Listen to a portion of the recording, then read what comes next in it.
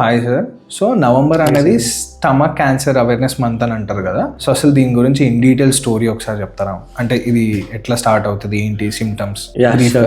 So మనకేంటంటే cancer incidence అనేది ఇండియాలో రోజు రోజు పెరుగుతుంది. సో దాన్ని అవేర్నెస్ క్రియేట్ చేయడం కోసం we are doing many programs. In that ప్రతి నెల కొన్ని క్యాన్సర్స్ తీసుకొని దాన్ని అవేర్నెస్ మంత్ సెలబ్రేట్ చేసుకుంటాం. ఫర్ ఎగ్జాంపుల్ లాస్ట్ మంత్ మనం బ్రెస్ట్ క్యాన్సర్ అవేర్నెస్ మంత్ చేసినాం. అలాగే నవంబర్ కూడా స్టమక్ క్యాన్సర్ అవేర్నెస్ మంత్ మనం ప్రతి ఇయర్ చేసుకుంటాం. So just to create awareness among the general public. So stomach cancer గురించి వస్తే it is one of the top 10 cancers in India. So almost 10% మగవాళ్ళు చూసే క్యాన్సర్స్ లో 10% of the cancers are stomach cancers. So మనకేంటంటే with change, మనకి increase economical changes వల్ల, వాటి వల్ల ఇంక్రీజ్ ఫుడ్ స్టోరేజ్ ప్రాక్టీసెస్ కానీ, లేకపోతే డైటరీ చేంజెస్ వల్ల కానీ వేరే దేశాల్లో స్టమక్ క్యాన్సర్ ఇన్సిడెన్స్ అనేది తగ్గుతుంది ప్రతి సంవత్సరం. బట్ భారతదేశంలో మాత్రం ఇంకా స్టమక్ క్యాన్సర్ ఇన్సిడెన్స్ అనేది పెరుగుతూనే ఉంది. సుమారు ప్రతి సంవత్సరం అందాజుగా ఒక 16 నుంచి 17 లక్షల మంది స్టమక్ క్యాన్సర్ పేషెంట్స్ మనం భారతదేశంలో గుర్తిస్తున్నాం. సో దీని సిమ్టమ్స్ అనేవి ఏముంటాయి సార్? అసలు స్టమక్ క్యాన్సర్ సిమ్టమ్స్ అంటే ఎట్లుంటాయంటే, మనకు తెలియకుండా బరువు తగ్గడం, డైజెషన్ రిలేటెడ్ ప్రాబ్లమ్స్ అంటే అజీర్తి చేయడం, అరగడం లేకపోవడం,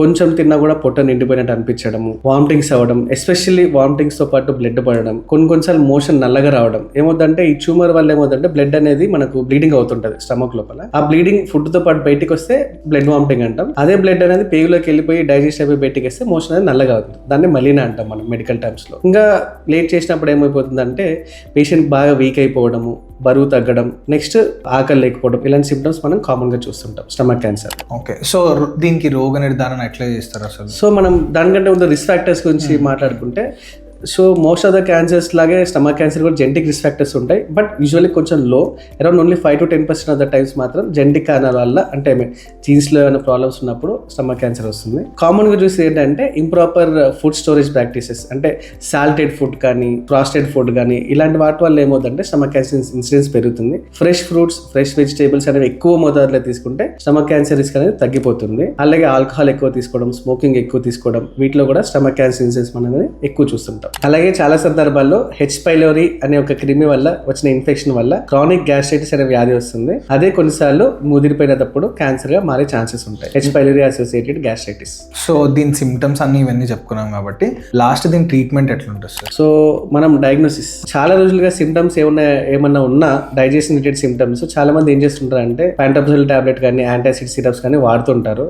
బట్ ఫస్ట్ ఆఫ్ ఆల్ మనము 1 week or 10 days కంటే ఎక్కువ రోజులు సిమ్టమ్స్ ఉన్నాయంటే ఫస్ట్ మనం ఎండోస్కోపీ చేస్తాం. ఎండోస్కోపీ చేసినప్పుడు ఏం చేస్తుంటే అది ఓపీడీ ప్రొసీజర్, చిన్న ప్రొసీజరే, అనెస్థీషియా కూడా ఇవ్వాల్సిన అవసరం లేదు. మనం ఒక కెమెరాని డైరెక్ట్ గా కడుపులోకి పంపిస్తాము, డైరెక్ట్ గా చూస్తాం నార్మల్ గా ఉందా, ఏమైనా గ్రోత్ ఉందా అనేది చూసుకుంటాం. ఎండోస్కోపీలో ఏమైనా గ్రోత్ లాగా అనిపిస్తే దాని నుంచి మనం బయాప్సీ చేస్తాం. బయాప్సీలో ఒకవేళ క్యాన్సర్ అని వస్తే మనం స్టేజింగ్ కోసం సిటీ స్కాన్ చేస్తాం. సిటీ స్కాన్ చేస్తే అది ఏ స్టేజ్ లో ఉంది, అసలు ట్యూమర్ అనేది ఎంత స్ప్రెడ్ అయింది అనేది మనం డిసైడ్ చేస్తాం. దాన్ని బట్టి మన ట్రీట్మెంట్ అనేది ఉంటుంది. సో మరి దీనికి ట్రీట్మెంట్ ఆప్షన్స్ ఏమేమి ఉంటాయి, అండ్ ఆల్సో అవన్నీ మన మహబూబ్నగర్ క్యాన్సర్ హాస్పిటల్లో ఉంటాయా? మెయిన్ గా స్టమక్ క్యాన్సర్ ట్రీట్మెంట్ లో సర్జరీ ఒకటి మరియు chemotherapy plus minus targeted therapy options ఉంటాయి. ఇవన్నీ ట్రీట్మెంట్ ఆప్షన్స్ మన మహబూబ్నగర్ క్యాన్సర్ హాస్పిటల్లో ఉన్నాయి. స్టేజింగ్ బట్టి మనం either ఎండోస్కోపిక్ థెరపీ లేదంటే surgery plus or minus chemo targeted therapy ఇస్తాం. వెరీ వెరీ ఎర్లీ స్టేజెస్ ఉన్నప్పుడు ఏమవుతుందంటే ఎండోస్కోపిక్ ట్రీట్మెంట్ ద్వారా దాన్ని మనం నయం చేయవచ్చు. బట్ ఇప్పటి వరకు మన మహబూబ్నగర్లో 3 సంవత్సరాలు అంత వెరీ ఎర్లీ స్టేజ్ అయితే మనం డయాగ్నోస్ చేయలేదు, because of lack of awareness. అందుకోసమే మనం ఇలా అవగాహన ప్రోగ్రామ్స్ అనేవి చేస్తున్నాం. స్టేజ్ 1, 2, 3లో ఉన్నప్పుడు ఏమవుతుందంటే వెరీ ఫస్ట్ స్టేజ్ లో అయితే డైరెక్ట్ సర్జరీ చేస్తాం. సెకండ్ ఆర్ థర్డ్ స్టేజ్ లో ఉన్నప్పుడు ఫస్ట్ కీమోథెరపీ ఇచ్చి ట్యూమర్ డౌన్ స్టేజింగ్ చేసుకుని మనం సర్జరీ చేస్తాం. సో వీటికి ఏదైనా ఓపెన్ సర్జరీ లేదా లాప్రోస్కోపిక్ సర్జరీ రెండు కూడా మన మహబూబ్నగర్ క్యాన్సర్ హాస్పిటల్స్ లో అందుబాటులో ఉన్నాయి. మన మహబూబ్నగర్ క్యాన్సర్ హాస్పిటల్లో స్టమక్ క్యాన్సర్ సంబంధించిన డయాగ్నోస్టిక్ ఇన్వెస్టిగేషన్స్ మరియు ట్రీట్మెంట్ అందుబాటులో ఉంది. మరిన్ని వివరాల కోసం స్క్రీన్ పై కనిపించిన నంబర్ కి డయల్ చేయండి.